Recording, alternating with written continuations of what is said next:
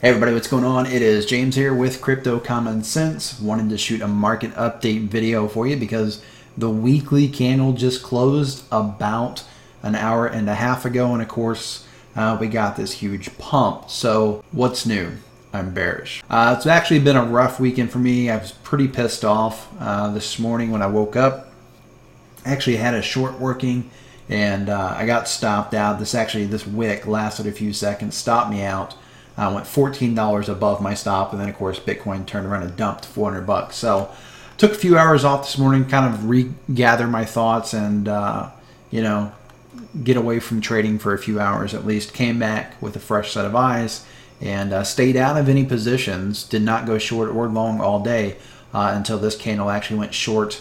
I'm short at 10,359, so there's a reason for that. Basically, I went short down in this area. It was a little bit of a gamble. In fact, I actually told my private group that it wasn't a setup at all. It was literally a gamble. I was gambling that we would not break out of this triangle. So I actually went short right on the line here at like 10,176. And then one of my actual setups came in up around 10.5. So I doubled down on the position. In fact, I more than doubled down on the position, so it raised my cost average to 10,359. So when I'm doing this video, please be aware that I am short, so that obviously gives me a bit of bias. I'm short right in this zone. Now I'm going to tell you something I don't normally do in videos. I'm going to tell you my targets for those. I'm going to kind of give you the big picture of what I see here. So first off, this is a 5-minute chart, and this candle here, this is absolutely ridiculous. If you look at the volume, 3.6 million volume, that is the single largest 5-minute candle I have ever seen in my entire life.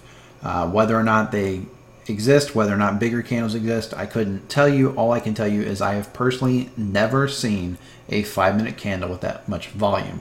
I have seen 1 million, I've seen 2 million, I've seen 2.5 million, but I have never seen a 3.6 million volume candle. That is extremely suspicious. So, what do I think is going on? Well, the weekly closed, well, daily and weekly right here. Okay, and then suddenly we got this big pump. So ask yourself what happens when a big pump comes with Bitcoin. People get bullish. It's what they do, right? Oh man, it's going up. Okay, I'll close my short and go long. And what happens next? 9 times out of 10, it seems like, that's not a real statistic, I'm making that up, but it seems like 9 times out of 10 we get a BART and then a big dump. Okay, me personally, I think this was just one big giant liquidation event to liquidate shorts before we go lower. Now, there's a reason that I believe that. I'm not going to go into every single reason today. I went over them in many different videos. I'm just going to go over one bearish reason, and then I'm going to go over one bullish thing so that you have both sides of the coin. In my mind, this is absolutely a confirmed head and shoulders pattern. Remember, we needed this weekly candle here to close under 10,400 in order for this to confirm. All right, if you're a bear, you wanted to see this under 10,400. We actually closed way down here around 10,100. That is absolutely a head and shoulders in my mind. Not only that, if you look where this candlestick came up to, obviously this is a weekly candlestick. It's only an hour and a half old, so a lot can happen in 7 days. But all this pump did was really come up and test the underside of the trend line, okay, or the neckline of our head and shoulders. So I am absolutely bearish, okay?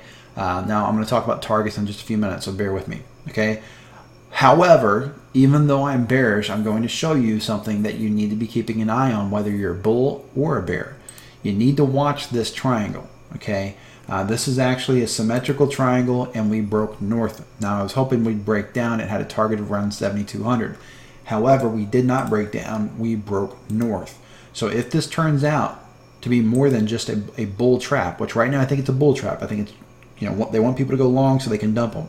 But if that's not the case, if this turns out to be a legit triangle and it moves north like it, should by textbook definition, it's going to be one hell of a target. Okay, it's actually going to put a price target up around 11.5. So it is very possible that I get stopped out of my short. Okay, very, very possible. If we look at 11.5, does that make sense on the chart? It actually does make sense on the chart that would be a possible level. Okay, if we take this, let's just use a weekly chart. It's a little easier to see. Let's draw a descending triangle here. Okay, so I still believe we're in a descending triangle regardless of what is getting ready to happen. If we draw this descending triangle and we zoom over here, you can see that right here is about 10.8 if we're looking at a weekly triangle. So it could be that we're just coming up to test that and then going down, but it also could be that this is actually our triangle, which means that way up here is the top.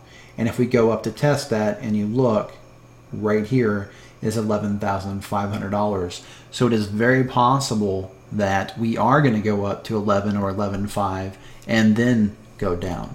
Now, hopefully that doesn't happen for me because I would get stopped out of my shorts. Okay, so let's talk about my shorts and what kind of targets I have on those. So basically what I'm looking at right now, we'll just pull up a daily chart here. Actually, let's go to this chart, it's cleaner. So if we go to a daily chart, I have a fairly significant shorted, so fingers crossed this thing works out. I don't normally do big swing trades like this. I normally do fairly large day trades because I'm going for like 1%. But on swing trades, I normally do smaller trades. So this is a little bit outside of my comfort zone, and hopefully it doesn't come back to bite me in the ass. But again, I went short at 10,359, so I'm short right around this area here. And my target on that short is actually going to be 8,500. I'm not going to get overly greedy and go for the full drop, which I probably should, because I do believe we're going to go down to the mid fours, maybe even mid fives, somewhere in that area. But I'm going to target 8,500. I want to be conservative on this thing. So if I do a 2-to-1 on this, my stop loss is going to be up around 11,265. Okay. Now, unfortunately, there's always that possibility that this thing does go up to 11.5, stops me out on this, costs me several $1,000s, and then turns around and dumps. That's kind of been my luck this week. So hopefully that's not what's going to happen, but it's very possible. So, it's just something to be aware of. If we look at this daily chart, we have a W trying to form. The neckline is up here around 10.9. So if we break that, very bullish. If we look at a 4-hour chart, we actually do have a W right here. It is not yet confirmed because even though we've broke this neckline right here, you can see that we've already slid right back underneath it. So this needs to close above 10,476 for this to be a confirmed W or double bottom. Okay, if it closes above that, it's probably going to be short-term bullish, and it's probably going to be a very uncomfortable week for me watching this price go up when I'm short. So hopefully this is just, for my sake, a bull trap and nothing more. Otherwise, I'm going to be in really deep trouble. But also, the other thing that this did was we did have this bit of a volume gap here, right through here. This actually needed to be filled in. So if you look, we had this huge dump about 5 days ago. Bam, right, the huge dump. And so this came up, didn't quite fill it, and now this wick has actually filled that volume gap. So that's another bearish sign for me. The other bearish sign, if we look at this on a 3-day chart, or let's just look at a 4-hour chart, trying to get a chart that looks good. All right, so we'll get rid of and by looks good, I mean is easy to see. So this is actually our move from 10.9 down to 97.62. Our short golden ratio zone was between 61.8 fib and the 78 fib up here. And you can see that was between 10.5 and up around 10.7. This is on Binance, and you can see that it wicked right up into that short zone and got slammed right back down so far. Now, it wasn't just the 61.8 that stopped it. I actually think it was probably partially that, but I also think it was probably partially the fact that we actually tested something that I didn't expect to test. First off, we busted through our 200 moving average on the 4-hour, which really surprised me. Did not expect that to happen. I popped open, I added to my short position at that point.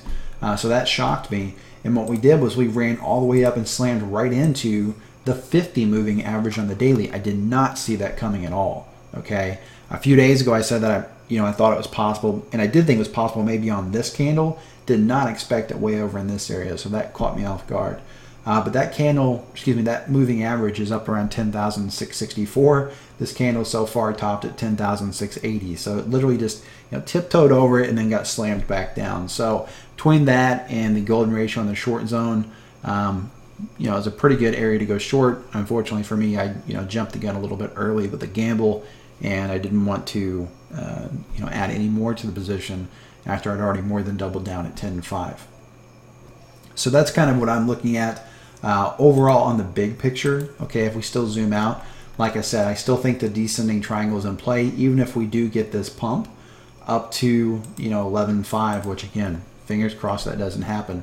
But even if we do get the pump up to 11.5, I think in reality all we're going to be doing is testing the top side of this descending triangle that we're in. Okay, let's draw that up real quick again. So it would look something like this, and then it would, again, if it plays out like this, that would look something like that. Go up, test the top side, and then come down and dump out of the bottom. And again, that is if this is a descending triangle, which I believe it is. Okay, I believe it's just one giant descending triangle. And again, we have that weekly head and shoulders. That weekly head and shoulders has a target down in the low 4,000s. This descending triangle actually has the same target. Okay, if we draw we want a price range. If we draw a price range with this triangle and we copy over it and we move it down, that's going to give us a breakout target somewhere in the neighborhood of about $4,800. And it depends on how far you want to go down on that. This is actually a Coinbase chart, a daily chart. If you want to go all the way down to the 9,100 level, of course, that changes things a little bit.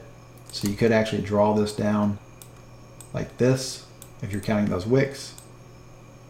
Okay, still a descending triangle.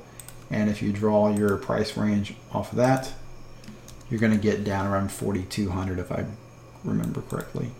Down right around 4,200, which again lines up really nicely with this volume gap over here. Okay, that's the same target as the weekly head and shoulders, so that's really what I'm looking for. But again, make sure you're open to all possibilities. Don't ever get locked into just one scenario, because it is also possible that this really is a symmetrical triangle and not a descending triangle at all, and this might actually be more like what's happening, something like that. And in that case, if we measure that from this bottom to the top, that's about a $7,200 move. And if we copy that over and paste that on a breakout, that would give us a bull target of up around $18,000. All right, so there are different possibilities there, and you have to be open to both. Sometimes people watch a video and they just want to 100% for sure answer, like, this is what's going to happen. And I'll just tell you that if anybody ever tells you that they are for sure of what's going to happen, you should run away from them as fast as possible. Nobody, no matter how good they are, no matter how long they've been doing this, can tell you for sure what's going to happen. And if they're talking in certainties, it's often an indication that they are far from an expert and probably a new trader. All right. I'm bearish. I've been bearish. I think that there are more reasons to be bearish than bullish, but I am open to the possibility that I am completely wrong and that this thing completely busts out of the top of this triangle and makes me look like a fool. In full disclosure, I want to tell you guys, I made some really good calls in the past, but I have made some really bad calls too. So for me, I'm still waiting. I'm still watching this, and this looks very, very suspicious to me again. To get such a big volume spike, a 5-minute candle. To put this in perspective, guys, that 5-minute volume candle, let me show you something real quick. Let me turn all this stuff off so this is a very clean chart. I want you to look at this 5-minute volume candle, 3.6 million, okay? Now I want you to look at 4-hour candles. Do you see the volume? By the way, the volume's over here. It's where you can see it. 2 million. This is a 4-hour candle. 1.2, 2.2, 500,000, 748,000, right? That one 5-minute candle literally had more volume in it than most 4-hour candles. That is completely suspicious, and that's one of the reasons that I think it's just nothing more than a liquidation event. Think about it. If you're getting ready to dump the market, what would be the last thing you do before you dump it? You would liquidate the shorts, right? You would want to liquidate the shorts before you dump the market. So to me, it looks like a bull trap. Time will tell. Again, there are some bullish things. We broke out of that symmetrical triangle. It does have a price target by technical analysis, bias aside, it does have a target of 11,500 up in that zone. We also have a 4-hour W right here. Again, we're flirting with the neckline, so this is an important level to keep an eye on. There's potential W trying to come in on the daily. We can see it here. That neckline's up around 10.9. So it's very, very muddy waters right now. And I will tell you, if I wasn't already in a short, I would probably sit out and wait for this to get a little bit clearer. I'm not super comfortable with that short. When I go over and check it right now, I'm down about $188 on it, which is not too awful. I could close it right now for, a minimal loss. I'm probably not going to do that. I'm just going to let it ride.